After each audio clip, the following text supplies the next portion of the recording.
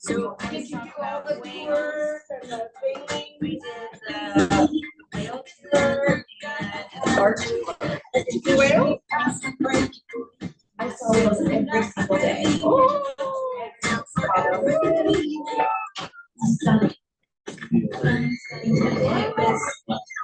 We did Cancun in August. Yeah.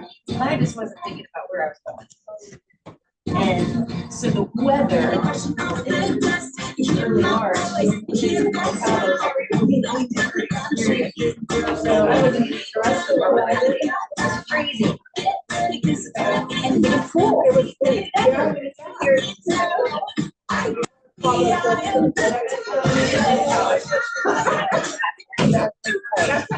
That one.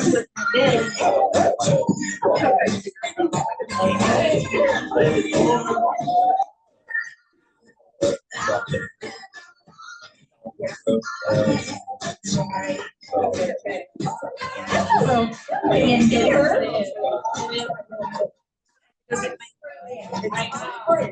Yeah.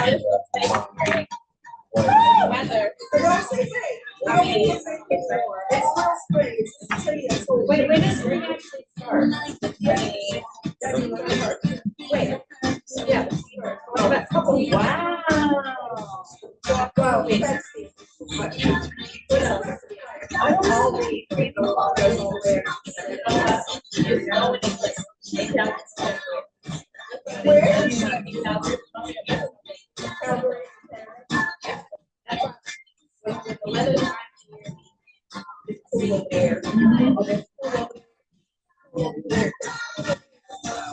Where is Cosby?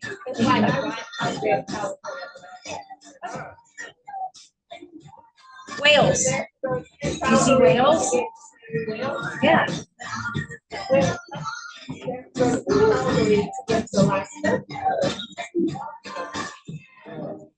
That's why I asked all the whales. If the whales in Cabo are making the trek along the coast to Alaska, that's where they go back and forth. Well, they probably don't.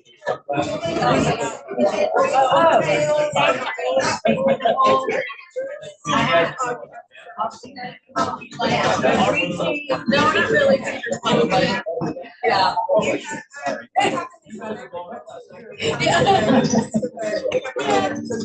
But I can't find my bike. Yeah, and they always do.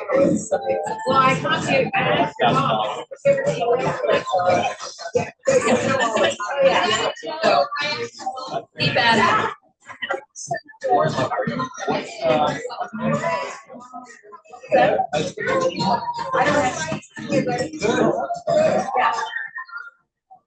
Oh, it's 10:03. Where the heck is everybody?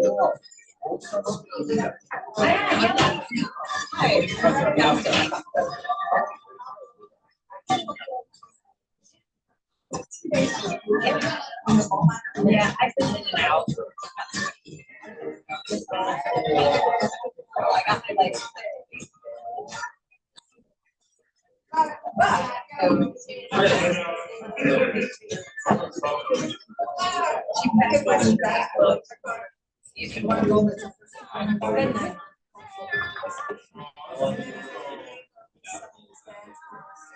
Hi, honey. Oh, I'm good. How are you? Good.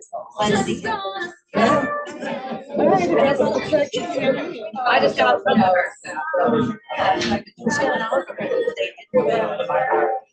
Didn't work. They had my representation agreements.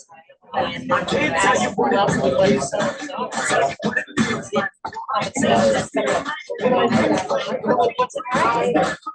They're gonna ask me to they don't have a virus agreement. That's their $1,000 fine. They're basically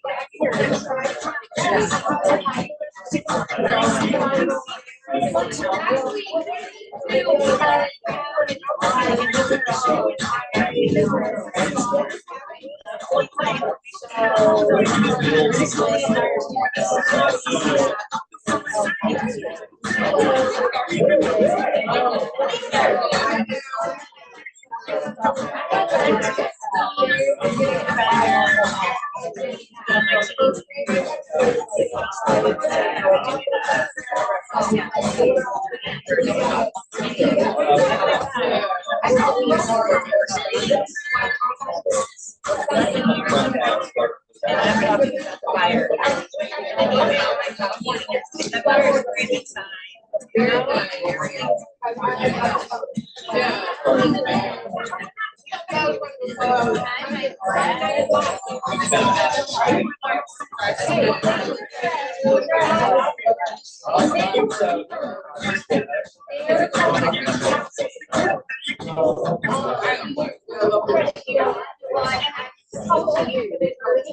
morning. Morning. Good morning. Where is everyone? They're acting like the sun's out or something. Feels like no, they're not. They're in the pajamas. Let's be real. I don't know. We were just talking about that. It's freezing. I know. I'm old. I'm old. I know. At least you have hair on your head. You got some insulation. All this good items. Craig, aren't you cold? Yeah. You don't have hair. I'm always cold.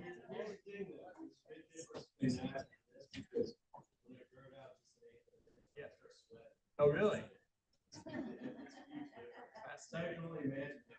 Long, flowing locks. You could throw it and comb it over. Always good luck. Now, there's that magician that's in Vegas, and he wears just this part, and it's on YouTube. It says about 30 minutes. It looks like he's got a full head of hair, so he wraps it around his able to show it. And it's style. Like strategically. Yeah, it's almost like it's a part right Sounds there. good. What? Maybe after the meeting. Yeah. Welcome, friends. Let's get this party started. What do you say? Yes. We've got some March birthdays, it looks like. March is a little light on the birthday. Happy birthday to our March birthdays. Would you say? What were people doing 9 months ago? June? July? It's too hot. We're not messing with that. It's too hot. Well, Peter's here. Yay! We got some time for a fireside chat. Take it away, friend. So I just want to hit on a couple things, unless anyone has any topic they want to go over. Anything pressing? No? Okay, so I wanted to share a couple numbers with you guys. I was doing some research in the MLS yesterday, and year over year, February plus the first 7 days of March, there were 15% more new sales in all of February and the first 7 days of March than there were this time last year. I know, the market has really picked up. February and March. February plus the first 7 days of March of this year compared to February plus the first 7 days of March last year is about 15%, depending on how you count, more residential new sales, not closings, but new sales. So January was a little sluggish, but February definitely picked up. And at GCG, we're seeing a lot of sales happening right now in March. So that's important for a couple of reasons. Number one, if you have people that are waiting to list their house for spring market, like everybody else, I would make a phone call and I would talk to them about getting the market right now. Because buyers are coming out of the woodwork a little bit earlier this year. Main driver of that, guys, is the interest rates come down. If you have like a 720 plus credit score, you're getting quoted to 6.5%. Correct me if I'm wrong, Craig, but about a 6.5%. We haven't seen 6.5% in over a year. Jesus. Sorry, that's the wrong word. Wow. So so I would just, if you have sellers that are waiting until January, until like April or May, or June, I would call them and just say, look, loans are down to 6.5% on 30-year fixed. We're even seeing in the fives for government loans, buyers are moving now. And sellers, most agents aren't watching this stuff. And sellers are dragging their feet, waiting traditionally until April or May. If we want to maximize your sales price, we get on the market now. Because all the buyers are out with their new pre-approvals, but they don't have much inventory to shop for. So there's more demand for less supply, and so we can maximize your sales price right now. I was talking to a lender, and he said that in March, Craig, pre-approved applications for pre-approvals were up 57%. So just heads up, there's gonna be all this pressure to buy in the next few weeks, and there's not a ton of inventory. So if you have sellers, let's go. Yeah. Okay. The other thing I wanted to share with you is if we know that that's the case, if buyer applications for pre-approvals have surged 57% between February and March, then we know that there are all these buyers that are raising their hand and getting ready to buy. Where do they typically go as they're learning inventory? Online, but physically, where do they go? Open houses. Did we talk about open houses last month? Did I do that conversation? Okay, so let's do the math. I want to just so you get to choose your analogy. March can be the month of love, or it can be the atom bomb. You get to choose whichever one inspires you more. But you got to go out there and be like, I love this stuff, or it's time to go to battle. But you got to have one of those two mindsets going into March. Because now is the time where unrepresented buyers are out ready. They're trying to learn real estate, and they're also trying to understand representation, and they don't have an agent yet. So the National Association of Realtors does surveys of consumers every year. And does anyone know who was there? Chad was there when you were sick, probably during the vision speech. Who else was there? Crystal was there, Missy. Do you guys remember what percentage of consumers met their agent at open house? It's in the vision speech slides. 70%? 4%. 4% of all consumers. That would be nice. Yeah. 4% of all consumers met their agent at open house. Said another way, for every 100 closings, buyers that closed, 4 of them met their agent at open house. Okay, so let's do some middle school algebra. If it's 100 to 4, then how do you simplify this? What's the ratio? 25 to 1. Said another way, for every 25 parties you have through an open house, statistically, you should pick up a buyer closing. That makes sense? The single 2 best months to do open houses are March 1st and then April 2nd. So if there were ever a time to get serious about doing open houses, it would have been starting a week ago through the end of April. So how many buyers do you typically have through an open house? Buyer parties. Depends, I know. Sometimes it's a bust, sometimes you have like 40 if it's a good one. So you're saying like groups of people? Groups of people, yeah. I'd say 5. Yeah, I'd say 5 or 6 maybe. Yeah. So let's say 6 because the math is easier. If you did 4 open houses a month, and there's an average of 6 buyers through, how many buyer parties would you get? Yeah, about 5 times 2 to 1. Yeah, that's Yeah, about 1, right? Now, life is bigger than open houses, so I probably wouldn't do 1 every weekend. I would probably do 2 weekends a month. So 2 weekends. 2 open houses, 2 weekends a month. If you did that for 12 months straight, you would probably close 12 more buyer sales. Wow. How's that? That's a pretty good math. Something to do. Yeah, that's something you can do. What's your lead gen budget? What's your lead gen budget for an open house? Pretty cheap. $0. Okay, what's your time? Well, 2 hours plus maybe like an hour for drive time and stuff. So let's say it's 3 I think hours. it's more than that. It is, because you're gonna door knock. Your signs, your door knocking. Well, you don't have to do a full 2 hours of the open house. You could do it. You could do an hour of lead gen around and stack it for an hour. Okay, well, let's just say it's 4. Yeah. Fine, so 4 hours times 4 is 16 hours. What's the average commission right now? Like $8,000-ish, 9,000? Average, what's the average sales price here at the office? You know, Chris? 285. 285. Okay, so we're not price fixing here. I know we can price fix to the brokerage. So if we're at 3%, maybe with a transaction or fee or something like that, can we just say we're at a $9,000 commission? Okay. Well, what's 9,000 divided by 16?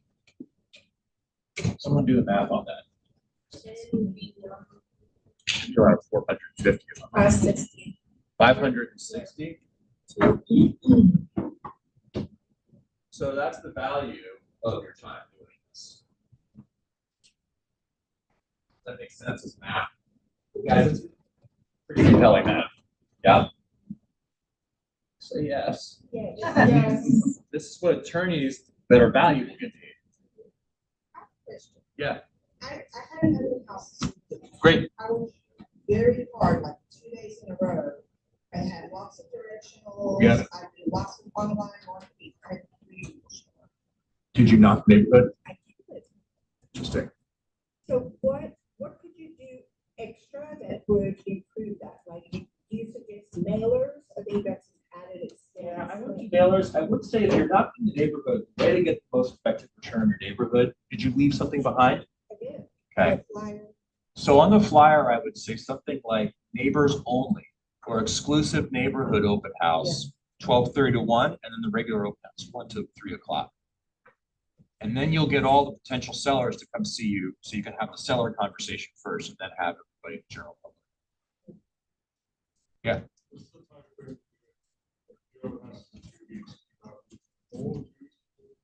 Day before. Day before. Yeah. So any other questions on the open house thing? Any other questions about buyer activity? Can I go like 2 or 3 more minutes? So the other thing I want to talk about is the fear of rejection. Because the last time I was here, I was talking about calling the database for an hour every day. How'd that go? Who's done it? I haven't done an hour, but since you talked Yeah. about 30 minutes a day, Yeah. I have done a lot better Outstanding. because I've gotten started. Amen. Maybe Well it's 15 minutes, but I'm doing it every day. Like I brush my teeth. So thank you for For my son's analogy. for the baby step of That's like, great. hey, are we doing it every day? That's great. And are you getting any traction? Yet? Still Yeah. soon. You are? Yeah. It was successful to share? Well, I don't know. Give me a minute to think about that. Okay. But I did get somebody under contract yesterday. Well, that's always a win. Congratulations.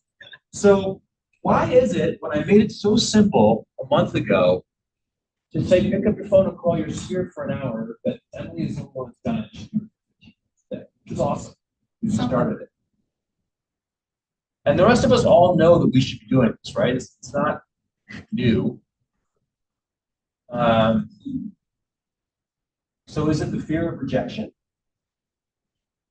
I can tell you what it is for us. Yeah. We get lost in servicing transactions that are. Yeah. Like right now, for instance, like we're juggling like 7 transactions. That's awesome. So it's like we get lost kind of in that. And then we forget to Yeah. do the things, and that's why we look like this a little bit. Yeah, that's right. And then, does that feel good? No, I mean, No, the roller coaster sucks. Only good thing is I know next month we're going up. Well, okay, so that's one way to do it. At least you're going up. I think a lot of us probably aren't going up high enough, frequently enough. The only thing I would say to that is you guys know how to sell a house. You know how to activate when you're low. I think the mindset there for those of us that are busy is the morning is about you and the afternoon is about your clients. Yeah. And the thing that I have found, we always, at TCG, we're always hammering with our agents is like, that inspection issue will still be an issue in 3 hours. So you don't have to worry about it right now. And that title problem is still going to be a title problem in 3 hours time. So don't worry about it. Unless the house is on fire, I think you can wait until after dinner. Right? It really, here's what happens. For those of you who are newer to the business or aren't producing as much, when you get that contract accepted, that becomes like your baby, right? And you just constantly nurture it, taking care of it, feeding it, changing its diaper, because that's the only money you've got on the table, right? And what happens is you fool yourself into believing that you're being productive by making that your highest priority. But the reality is that is now a dollar servicing activity.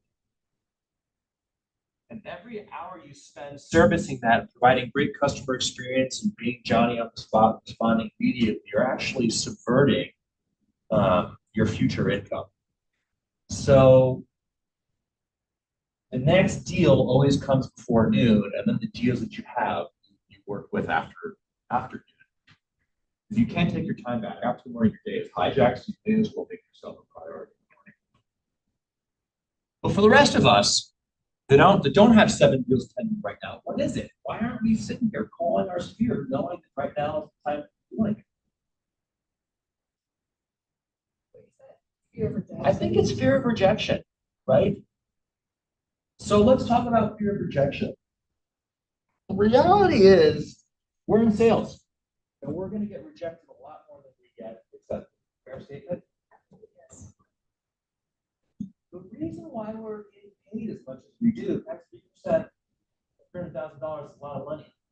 The reason we get paid as much as we do is because it sucks to hear a no. That's just the truth. And most humans don't want to hear the word no, and they don't want to be rejected, so they don't get into 100% commission. So we made that choice. That ship has sailed. Congratulations, you're in the rejection business. So what do you do about it? The first thing I would say is like, understand when somebody says no to you, they're not rejecting you personally. What are they rejecting? Whatever you're offering. That's the first thing you have to understand is they're not rejecting Peter, they're rejecting what Peter has to offer. And you got to remember that, especially when you're going into lead generation mode or you're at the open house. You just got to remember, I'm here offering a service. I'm not here offering up myself. Let's make that split immediately. The second thing I would say is that the fear of you're going to get rejected. And so if it's the offer that they're rejecting, then failure is a feedback loop, right? So what is it that they rejected about my offer? How can I learn from that? Did I not communicate it well? Is my offer not compelling? Did I not have enough rapport? Did I not qualify them before I asked them to sign the listing agreement? Or could it be that just what I offer doesn't complement what they need? Every time we hear no, it's feedback to understand how we can improve ourselves. Does that make sense? Nelson Mandela was the guy who said, I either win or I learn, right? So we're in the opportunity here to be learning so that we can be more efficient in the we have. The second thing, last thing I would say about rejection is just know that it's going to happen. So don't let it hijack your day or your week. Like life is too short. This business there's too much opportunity to be sidelined for a week. So last thing I would say is like, set a timer on your watch, have your pity party for like a minute, maybe 2 or 3. If you lost a big deal, maybe you take 5 minutes. Then you gotta like shake it off and get back into it. Does this make sense? Okay, questions about that? What are the time frames between when you've made a call to somebody and you calling me again? On your sphere? Yes. Once every 3 months. The rest of your life. What other questions? Yeah. Can you do a class on DTD2? Would you teach people about that? You're not even calling your sphere. Who's calling? Emily, you gotta teach it. Oh, She's kicking all your all's asses with 15 minutes a day. That's how low the standard is here. What are you guys doing? Okay. Let's just do some math. And then I'll stop. We decided it was a 4% conversion rate for open houses, right? Okay. And that would get you 12 transactions over the course of a year if you did 4 open houses a month, right? Yep. All right. What is, the average agent typically has about 250 people in their sphere. Yeah? Yep. The typical agent that's been established 5 years or more has what we call a 5% return on database. Meaning for every 100 people in their database, they get 5 closed deals, whether it's repeat or referral. Does that make sense? And I'm including past clients as part of your sphere. So that would mean in this scenario that basically you close 12.5 deals from your sphere. Does this make sense? Yep. Well, if you actually market to and communicate with your database, you should be able to pull somewhere between 8 to 10% return on your sphere. And that would be 25 transactions. What's 25 times 9? 25 times 10 would be $250,000. You're pushing almost $250,000, less cap, royalty, maybe some luxury business, it's a $200,000 income. Okay, well, how long does that take me? Let's do math. 250 people divided by 12 weeks in a quarter, because we're going to take off one week vacation every quarter. So that's going to be 20 calls a week. Okay, well, we're only going to lead generate during business week, so that's 5 days. So the question is, if you do 4 calls a day, 5 days a week, 12 weeks a quarter, and make $250,000 of income, is that a pretty good exchange rate? Mm-hmm. So what are we talking about here? Peak season. Get over yourselves. Do the open houses, call your sphere, make some money. Like, this is our time, and the market is up 10 or 15%. I should come back here in 4 weeks. Everybody should be giggling about how much fun they're having popping deals. Yes or yes? Yes. Okay. It's your blood pressure up. I'm angry. Like, come on, let's go. It's peak season. It's going to be 65 degrees outside and sunny today. What's that? Who data call? I'm doorknob. Fuck yeah. Yeah. Let's go. Yeah. Go. We're walking away. Who else? You want a partner? You go down one side of the street, someone else go down the other. Let's go. Come on. Because All right. it's baseball season, it's coming up. If you were a baseball player, you get 100 at-bats. You struck out 70 times. I don't know what that means. You got 30 hits, you'd be in the Hall of Fame. 100%. That means go out and swing. You gotta get the note. What's the 80-20? Go out and try. What's the 80-20? 100%. All right. Let's go. Let's go. Thank you.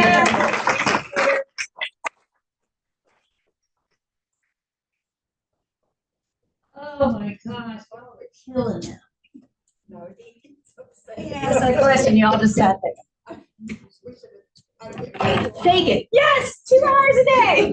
No, I'm but kidding. seriously, that's stupid. Every That is single one stupid. of us can call, text, send someone a freaking Facebook message. 4 people a day.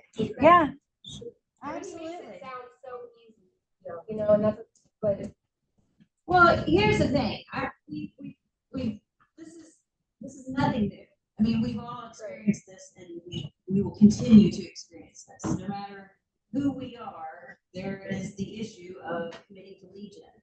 It's the bane of my existence. And I have found that one of the things that helps me with lead generation is accountability. Do you guys have accountability partners in your world? Like true accountability partners. no, we don't. Does anybody here have a true accountability partner? Did you make your calls today? Got a couple hands? Here's what I do. Yeah. Since you don't have accountability partners, last night I wrote down 30 names. And today I had 15 minutes. I didn't think I was gonna come to the meeting. I was here. I was gonna run up to Oxford. I went into my car. I'm like, you know, why are you going to Oxford? There's a meeting at 10. I had 15, 20 minutes. I sat in my car and I called 15 of those people. Good job. Now, how many picked up? 3. But 3 people I got to talk to over 20 minutes. The other people I left a long message about either referral or how they're doing their sale, etc. So It was a touch. it was just a touch. Yeah. At that point, they've got a voicemail. Yeah. So to me, the accountability comes from writing it down and then scratching it off bright red. Right. And putting LM for left a message to you for talk to or get back to whatever you're doing stuff. But that took 15 minutes that I was gonna kill what, looking at Facebook? Right. So if you have 15 minutes, you can call 12 to 20 people, it's worth it. Yeah. And those people remember me in a month or 6 weeks when something else is happening. It is that simple. And like 2 hours sounds like a long time, or 25 people sounds like a long time, but I just realized in that 15 minutes how much I can accomplish. Right. And I've done that for the last like 5 days, business days, and it really does. It feels good. Yeah. Forget the rejection part. I think it feels great to leave 12 messages. Right. And know that that work is done. And I'll be honest, I'm just now getting my database together. Those were just my A's. I haven't even gotten to B's yet. Right. I'm just literally going down alphabetically. So don't have to think too hard about it. Just go through your database and write things down. It doesn't have to be a perfect system. It just has to be done. That's it. You just need to have conversations with your people regularly. You can make it personal too. It could be a video. It could be it's not a text. It could be a personalized video. I encourage our students to be aware of like what what's going on in their lives. So it doesn't have to be a touch, but like about real estate. You can have an entire conversation about real estate. I saw you got a new puppy. I saw you got this. I saw you got this. Congratulations. Mhm. You know, I heard something bad happened in life. You're just saying how they can. Yeah. Those always are good for personalized videos, voice memos, whatever rapport you have with that person that you know will connect with fast. Do that. You can have on their terms too. So it doesn't have to be a real estate conversation. Oh. Well, I'm, The video, I did 3 people last because I was on a call, they challenged people to do it. And I tell you what, I got messages like, oh my God, that was so cute. Like, I love that. And thanks for reaching out. But it really does work. It make they feel special. they feel special that you took the time to do it, but he started this whole conversation around fear of rejection. If that's a real thing for you, you don't get rejected when you're sending somebody a video. There's no two-way conversation happening, right? If that's the fear, then maybe we start there. Send a quick video and just let them know you're thinking about it. Guaranteed you're gonna experience what Sharon did. Somebody's gonna respond. My one appointment I set yesterday, I sent him a video. Hey, this is Kristen. You don't know me. Just calling, blah, blah, blah. Call me back when you can. I gotta call back. You just don't call back. Videos work. And the important thing though is to be in tune with what's going on with your guys. Like, if you're spending your time browsing Facebook, make sure it's with a mind of lead generation, and it's like, okay, I see this person's going through this, they can know that, so you know when it's time to them. You know when it's time to follow up with them. Yeah, and that's a really good point. You said that. What am I gonna do for 15 minutes? Get on Facebook? I would encourage each one of you, if you do not have a rule in your world about social media, create one. And it should look something like, I don't get on it till after 12.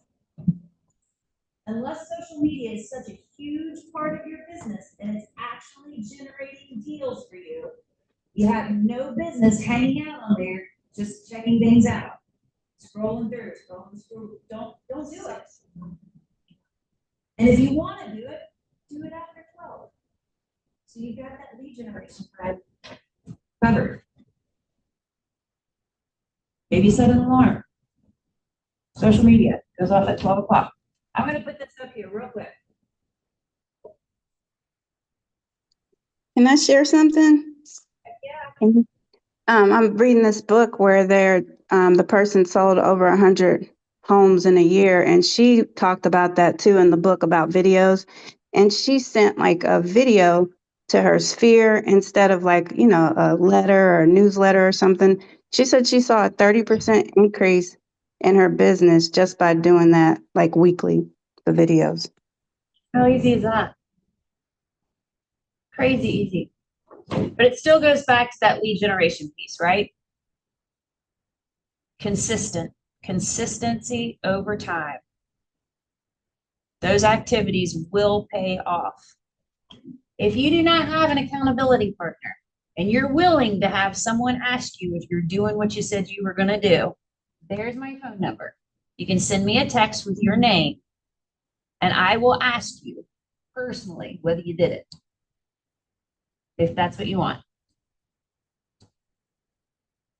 Fair enough? Who's gonna do it? All right. Love it. Hi, friend. Just turned off the Zoom. Hey. All right, well, let's jump back in this team meeting. Bucket fills, what do we have? Yes, sir. So Emily and I hosted it last Friday, and she referred over to city together. Well done. And thank you for doing an amazing job. Had a really good transaction. Really smooth. And then I also want to plug and thank Celeste. This it kind of ties in with yours. This Thursday at 1 o'clock is not just for PC people. If you can come, send any agents you know that will benefit from this, especially if you are a top producer that doesn't like to host or run open houses. If you want to lean on agents to do open houses for you, she is hosting an open house clinic at 1 o'clock on Thursday. And she is the queen of open houses, preparing, marketing, baking carrot cakes for the people that show up, and the follow-up as well. So be here at 1 o'clock on Thursday for that. And I thank her for hosting that. Love it. What else we have? Bucket fills. Yes, ma'am. I just wanted to shout out to a little bit of her team. She's not in the office a lot, but she is way out. Last time out here, she was she's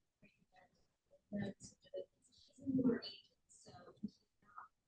And she's feeling that she just sold my. Wow. That's awesome. But what she did is she got, I told everybody, 3 to 4 she chose herself. She is a master at it. She's really good on phones. She's a Wow. She comes off as like a natural. Every time I heard her. Yes, she's working. Practice. So, she is amazing. So I just want to say that it doesn't matter how long you do this. No, it doesn't. It doesn't matter how much experience you have in life in general. Yep. Go with the right words, which she has. She has like the same words every fall. This script. She's really divine. And so I just. That's awesome. I love hearing that. And she's a nice person. Got another one? Give me another one. One more.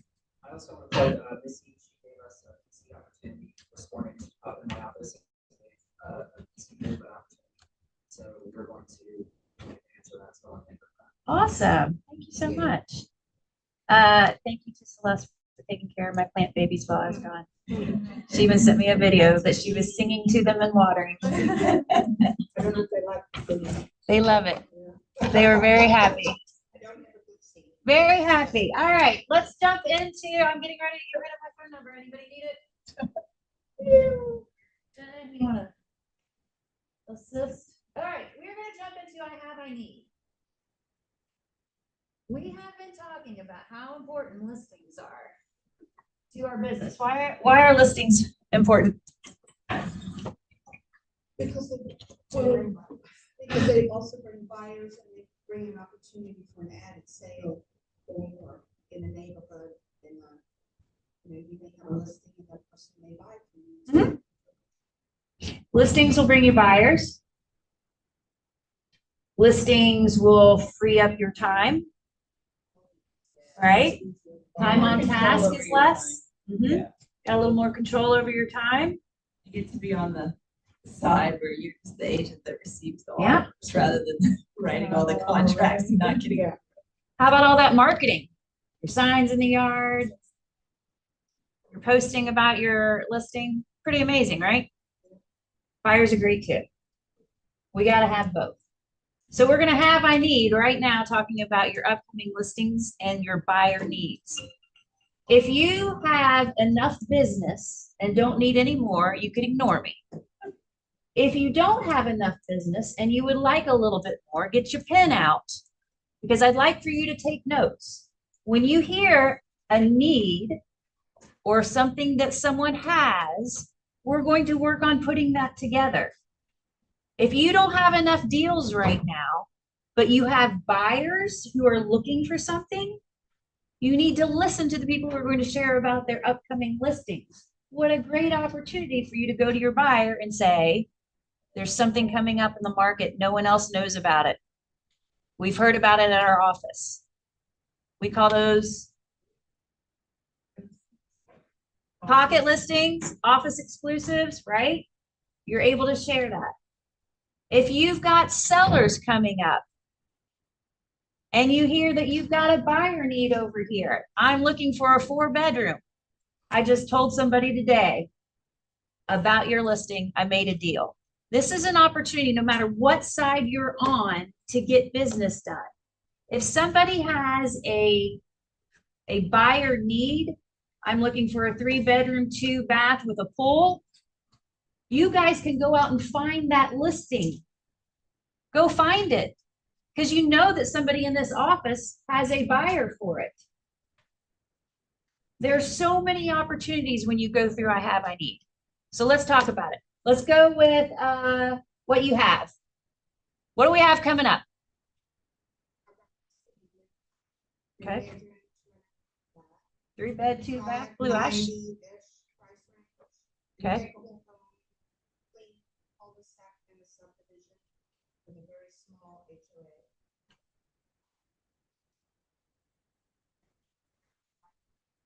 Two buyers, one is looking for a fixer upper, so they don't want to spend more than about 170,000.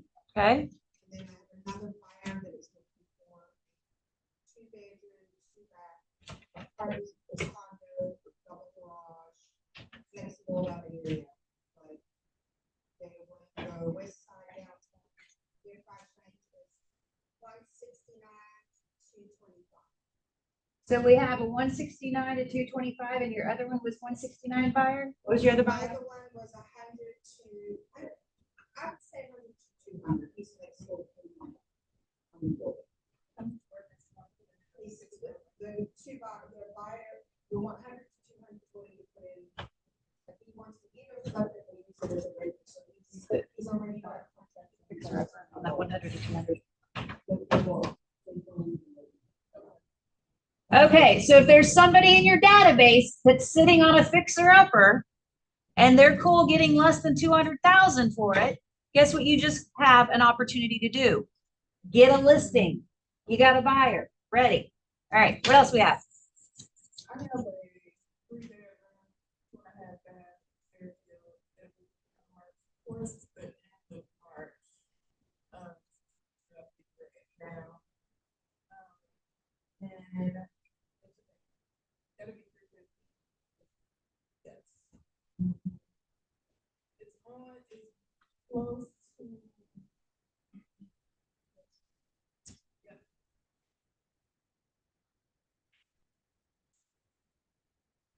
While she's doing that, what else y'all have? Travis and I have a 3-bedroom. It's 1 full bath, but it also has a full bath in the basement that just needs to be finished out. All the fixtures are in. It's a Cape Cod in Lockland for 209.9. 209. So yeah, it's 209. Yeah, car garage. No, it's pretty much 209. It's got a new electrical panel, newer roof, newer HVAC, newer water heater. I love that. All It's a beautiful house. It's got an original wood product, wood pottery fireplace. It is right. It is literally just right outside of like all that's on the valley spoke out there. Yeah. And South River. And we already have a series, so it's not on South River. We just got photos back this morning, so try to look at that. And then I have a land in township about 375. Fisher built. It's only 2 years old, 3 years old. Right off the right. Is that on acreage? No, years old. Just let it go. 5 acres of commercial land out of Adams County. It's out of it's currently a greenhouse, but it's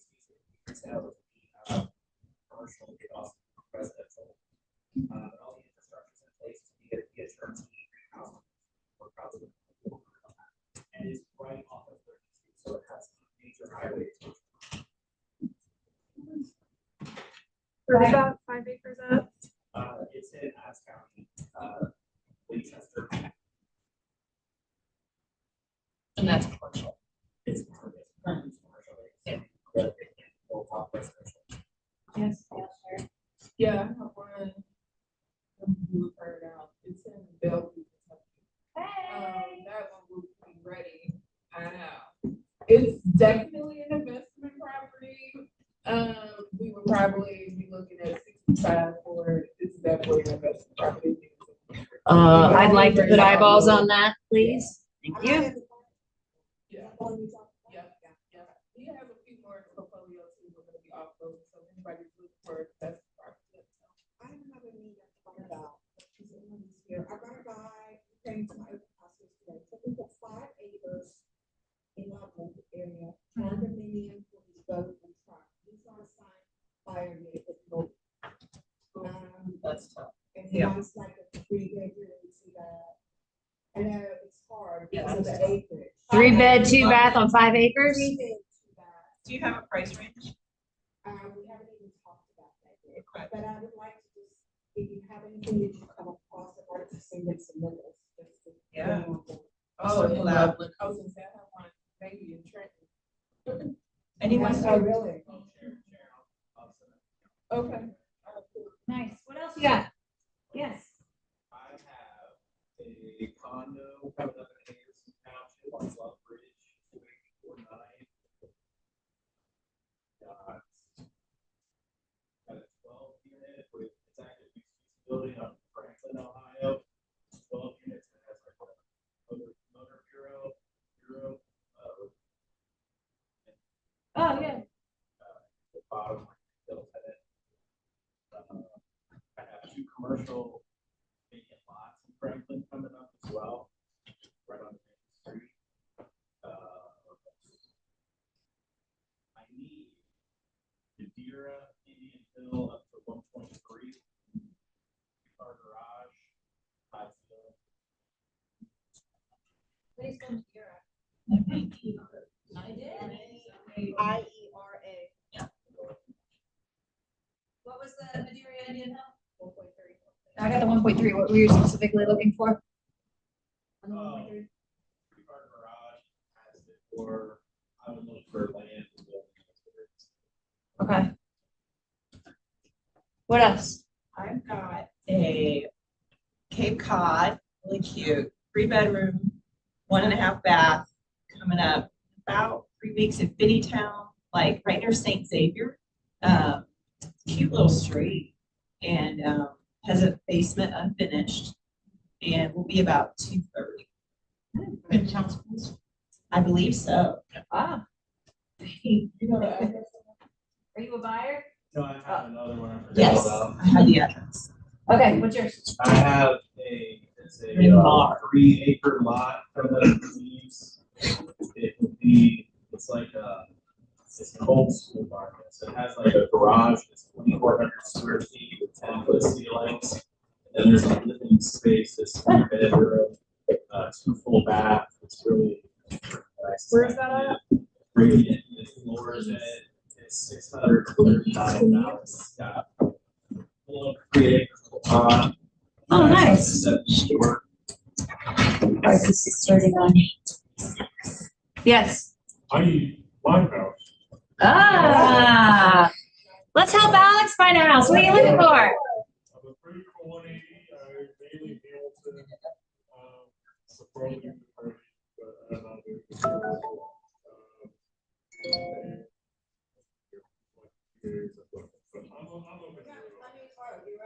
I'm mainly, Gold's fine, video area, So if you haven't yet, anybody else have an I have, I need? Yes. It's in Columbus. It's a 3-bed, 2-bath. 3 bed, 2 bath ranch in Columbus. How much? 205. 205. Columbus. Any idea? Whitehall. Near Whitehall. I love this. We're doing it every week. Yeah. We don't ever do it, yeah. We're doing it every week. We need a bigger board and we're gonna get faster too. So you guys be ready every week to have your details of what you have and just rattle it off. 3-bed, 2-bath, 200,000.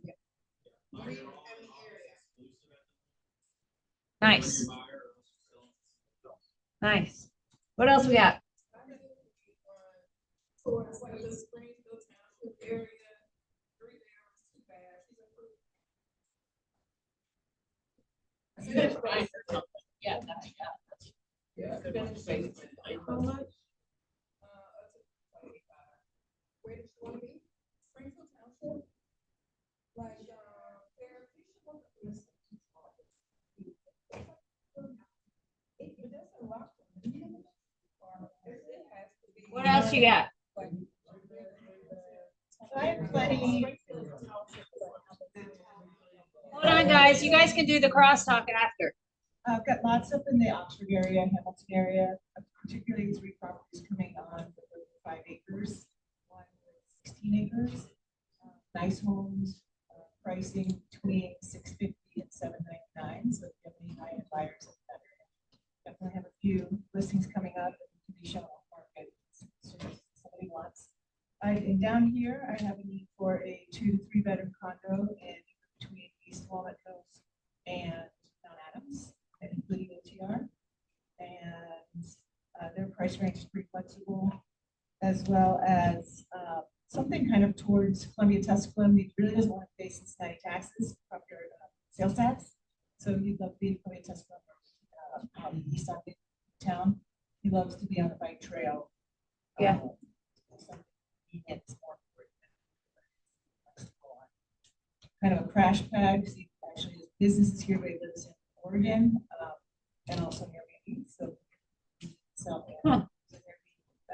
Kurt, what did you say?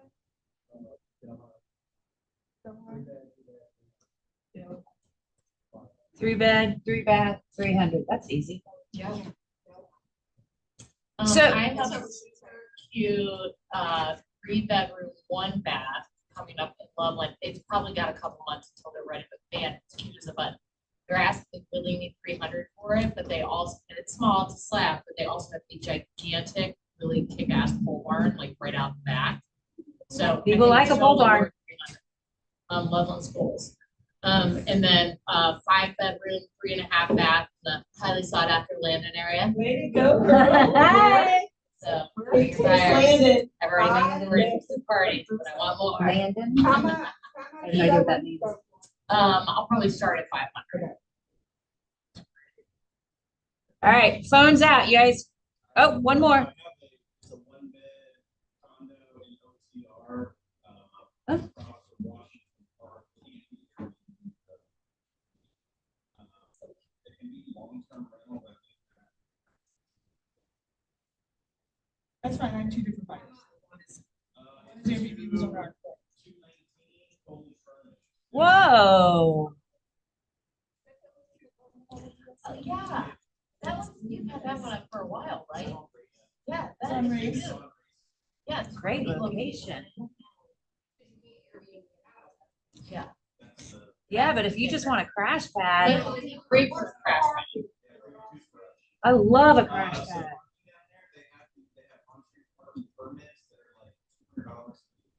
Oh my gosh, that's so doable.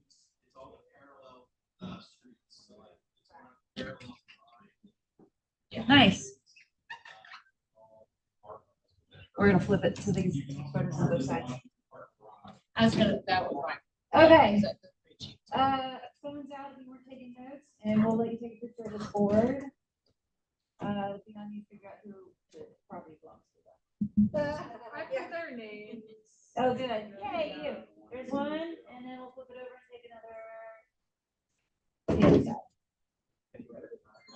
We're gonna do this every week, but we're gonna push it, now I'm watching the clock, we need to push it to the end of the meeting, so if it keeps going, those of us who wanna stick around for it can. So we'll take the last 15 minutes of every meeting to do this. Fair enough? It's great. Put it in a Excel spreadsheet. Mail it to everyone. They're like, hey, you have something to put it in. Anybody wants to? Yeah, I was just somebody's gonna hit that. Do it correctly. correctly, he said it had, rotated on one district out there. That'd be nice. Maybe that's something we can work into. All right, this is the other side. All right, let's go. Thanks, guys. Broker moment. This is important stuff. Crazy important stuff. I mean, the stuff that Susan shares with us is always important. This is really important. Really. So, how's everything feel right now? Do you feel like any changing market stuff on contracts or anything like that? Have you run into any issues as you're doing things? Writing offers, getting offers? Kind of feels the same. Yeah, I think so too.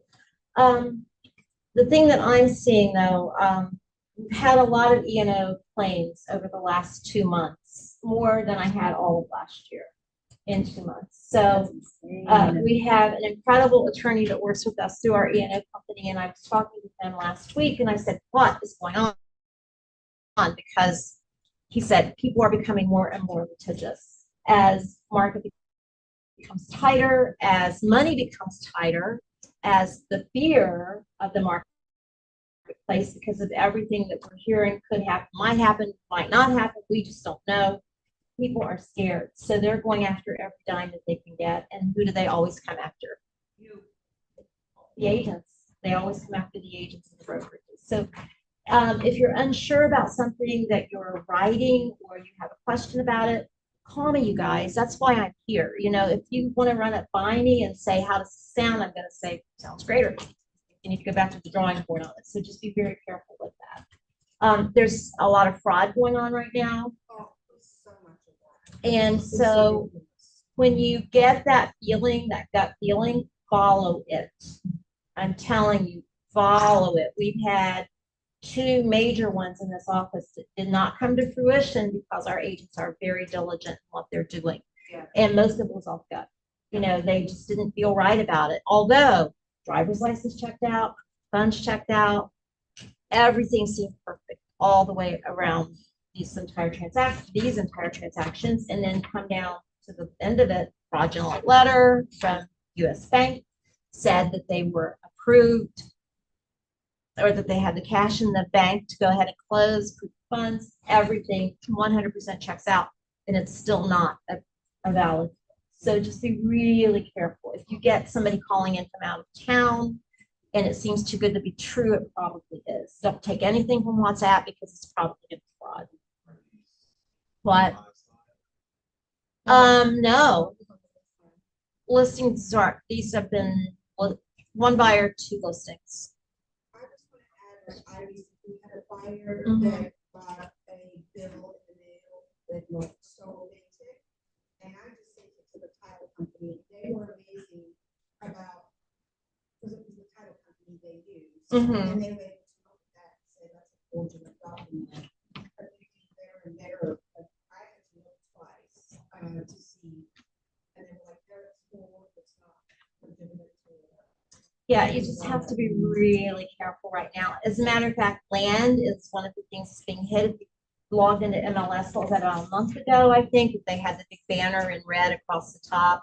Be careful of land deals right now because people from out of town are calling in and saying, oh, I've got this property, I'm not in town, I want to list it, or my cousin wants to list it, or my aunt, and everything checks out, down to the driver's license. 2 days before closing, we found out they were not the real sellers. Yeah, so it's happening, and title's not even picking it up. It's not Yeah, title they're that's picking it up. Yeah. Really good. They're so good, title is not picking it up. Wow. And we had a cash closing in Kentucky that was minutes away, like maybe day before, like you. And the agent just would not stop. She kept saying, no, there's a problem, no, there's a problem, something doesn't feel right. I don't have anything to base this on. It just doesn't feel good. And they just kept digging and digging. And sure enough, that property would have closed for cash for $80,000 the next day. And it didn't happen. Thank God. So just be really, very, very diligent when you're doing that. It's okay to call a bank and say, hey, if you give us this letter, just double checking. Just be really careful. Very, very careful. Because, you know, it's going to be People could lose $80,000, $100,000, $1 million. We don't know. So just be very careful with that.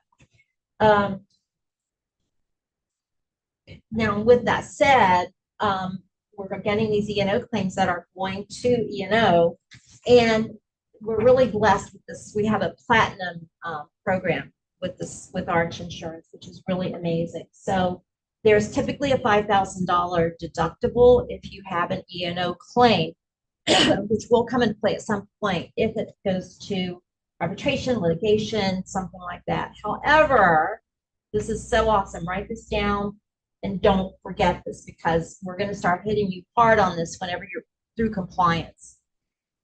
We know that we need to get the waiver of inspection signed. We've always said that because that helps on the E&O, but that's not all you need. In order to be covered for that $5,000, which the E&O company will pick up under the plan that we have, under most circumstances, if you have a fully executed purchase offer that was written either by an attorney or it's our board offer. Okay, so that's number one. Fully executed. That means fully executed. Every checkbox marked, every signature on there, everything done. If it's not fully executed, they probably won't honor it. A waiver or acceptance of home warranty. We already know about that. A waiver of inspection in writing or a completed inspection. So I'm going to go ahead and put that FHA document onto as a required doc. So you have to mark there that you're accepting an inspection or not accepting an inspection. So we will have that in writing. It says FHA, it doesn't matter. I mean, it's good across the board, whether it's FHA, conventional, VA, doesn't matter. We'll use it anyway. It's going to protect us. I try to help. I know. And the fourth thing is the disclosure of property condition, and that does have to be signed by all parties, executed fully. So those are the four things. If you have them, when I'm getting ready to send a file out to E&O, first thing I do is check for these to make sure that they're there to make sure that you're going to be protected. Whether it goes to E&O is not going to be up to you.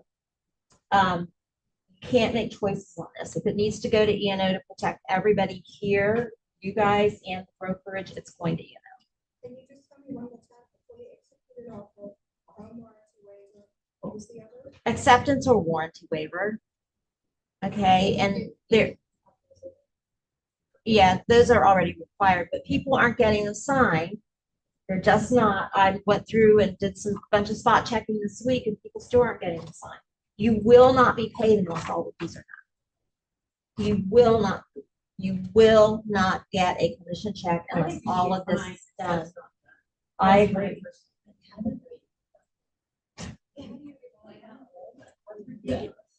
It slips through sometimes, and you get paid, but you know what? If that comes up, guess what? You're screwed. You're going to pay $5,000.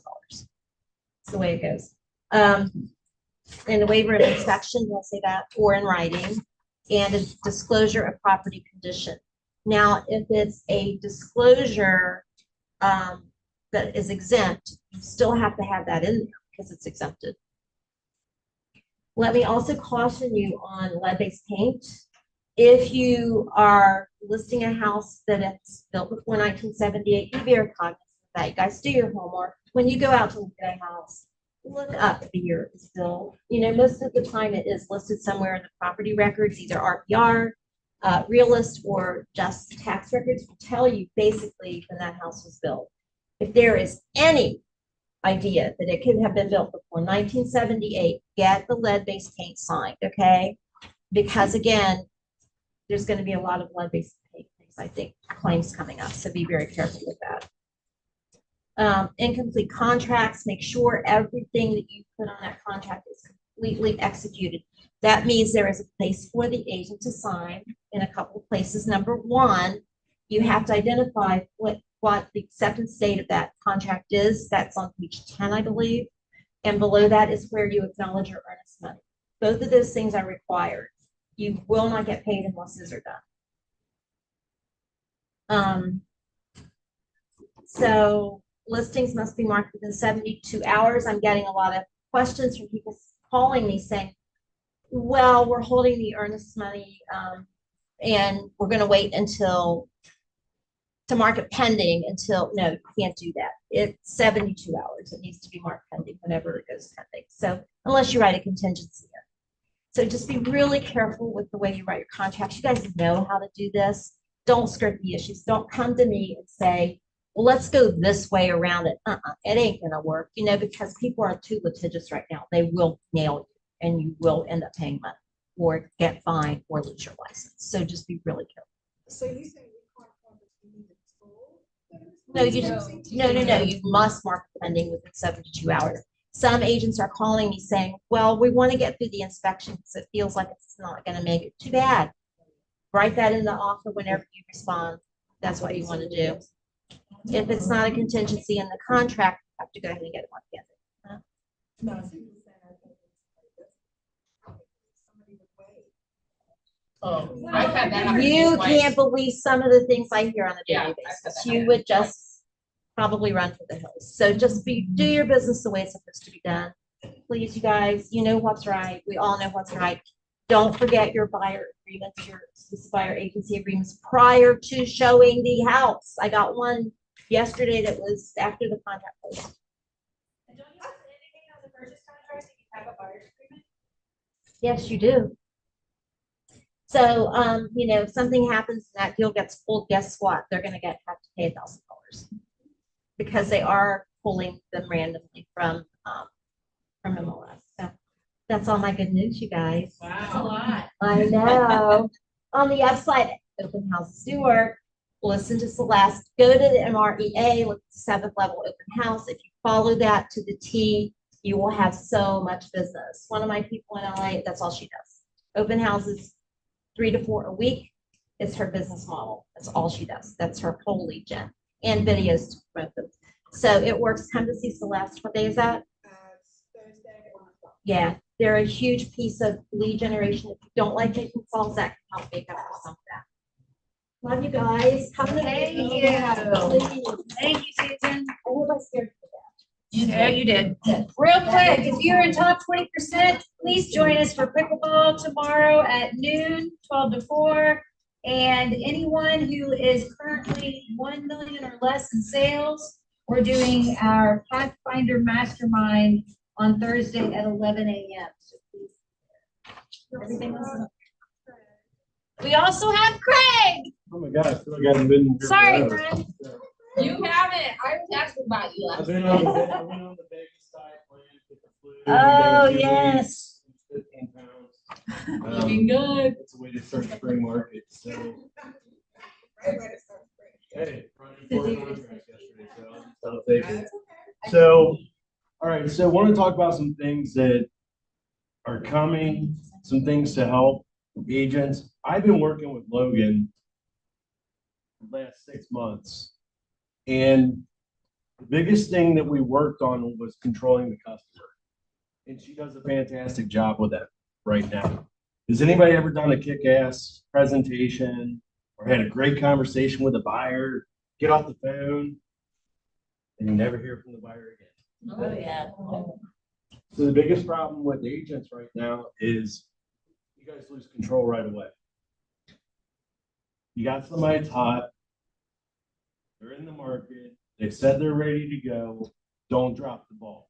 Don't leave it up to them to go get pre-approved. Because then you come back with a Rocket Mortgage or a Chase pre-approval, then you're gonna have a hard time getting accepted, right? Take the lead right there while it's hot. Pick up your phone, text your lender and the customer, and make them take the next step. This is the biggest thing, and I can tell you, Logan does this when she's at the appointment. She lets me know she's going on the appointment. I expect the text, and then right away, I reach out to the customer and say, hey, glad to be able to assist. I'm gonna go ahead, what's the best email for you? I'm gonna go ahead and send the application link so you have it.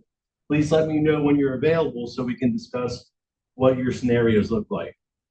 Most customers will go ahead and knock out the application. It's the next step. If they're not, they have questions. They have objections. We have to overcome those. And it might be down payment assistance. It might be they don't know where to start. So start taking control of your borrower from day one, okay? So tools for you, kwlens.com. Right on our website, people ask me, what's rates? Our rates are published every day. The scenario is right there. You can see VA, conventional, 15-year fixed, and government. Like I said, we're getting towards upper fives with possible some buy down options. So I'm gonna build on kind of some of the social media stuff today that we've been talking about. One of the greatest things that I've heard is pick 3 people a day and send a gratitude video. It doesn't have to be you're reaching out because you're a real estate agent. Just reach out to somebody, send them a video and tell them you're grateful to have them in your life, right? Easy thing, but it goes a long way. If you woke up in the morning and it was one of the first things you saw, would it make you smile? Yeah. Would you remember that person? Yep. That's an easy thing to do. So on our education on kwlens.com, we have a class on planning your social media calendar. Okay. We also have a class on engaging customers on social media platforms. So if you haven't spent time on kwlens.com, we have put a ton of classes together for you so that you can access them as you need be. All right, so coming soon. We know spring market's getting hot, right? So we've been shopping for programs to help you. So we have 2 new bridge products that are coming soon. So we're just waiting. We've signed on with this investor. We're just waiting for them to bring on Ohio, Kentucky, and Indiana. So one, anybody have someone that needs to sell a house first before they buy, but they don't need the equity for it? Well, we'll have a non-contingent contract offer. That way on a conventional loan, we can take the departing residents out of their debt ratio. Their cost is $2,500. So we can basically pre-approve for the new house and take that out of the equation. So second part of that is sometimes they need to tap into that equity. So we have a bridge product that will basically do a second position mortgage on that to let them tap into the equity for the down payment. Higher rates or what? Like, are they crazy, much higher? It's basically, it's 12-month, no payment. So it's at 9.9%, but there's no payment for 12 months. They're not going to be, the idea is not to have that for Right. 12 months, right? Right. So third part is cash offer on conventional loans. So as we get in the spring market, heats up, there's going to be cash offers are going to be key. So this program will allow you to write a cash offer, and then we're able to do the financing after. So basically, when you write a cash offer, you still have to have the right to get financing secured. So if this financing cannot be secured, the company will go ahead and buy the property for cash, and then basically the buyer can refinance out of from their name or buy directly from the investor. So this is, we're expecting these to roll out the next 30 to 60 days as soon as the licensing's done. However, you're getting yourself crazy. Yes. Right. Right. So you still want to, and I can sit down when we get the details, I can sit down with Susan, because I know the Ohio contract here is a little different than most, where you got to put financing or cash. Yeah. So we can sit down and go over that, make sure that everything's kosher on that. And the last thing, and I don't know if I talked about this, the last 60 days has been a blur. I've joined forces with Brian on the commercial side of things at SFB Capital. And we're going to start doing more commercial lending. So when you're talking to your spheres, people need SBA loans, people need commercial property. Brian's expert in commercial. So these are conversations you can have and we have outlets for. So we want to basically be your one-stop shop in the house for everything. So awesome. And we changed it up for Emily today. We got fruit and yogurt. Oh, Emily, that's in honor of the health committee. So we're talking about that.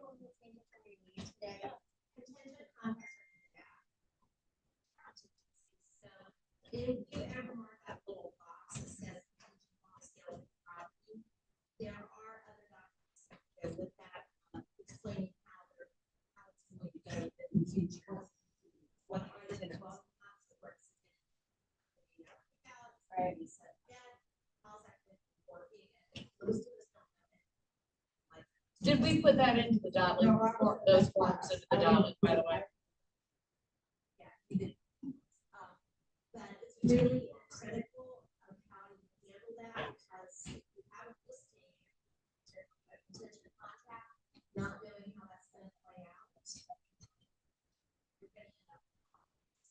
you're unsure about that, get it.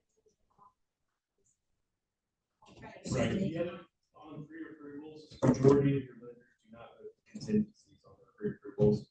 I do. And if it's in contract, I put contingent on sale of Kentucky home in contract to close X date. Yes. So it's right there in the pre-approval, that way.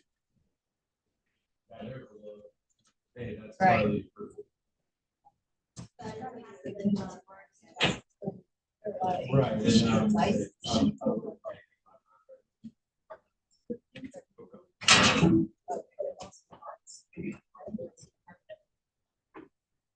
Like this form should be involved by.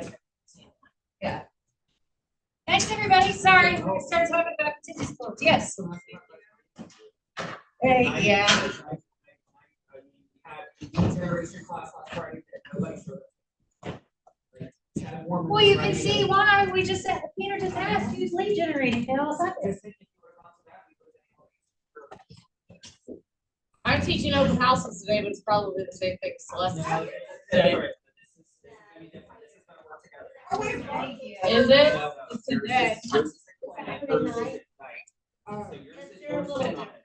Based on how you do it. So they work together. I'll be here.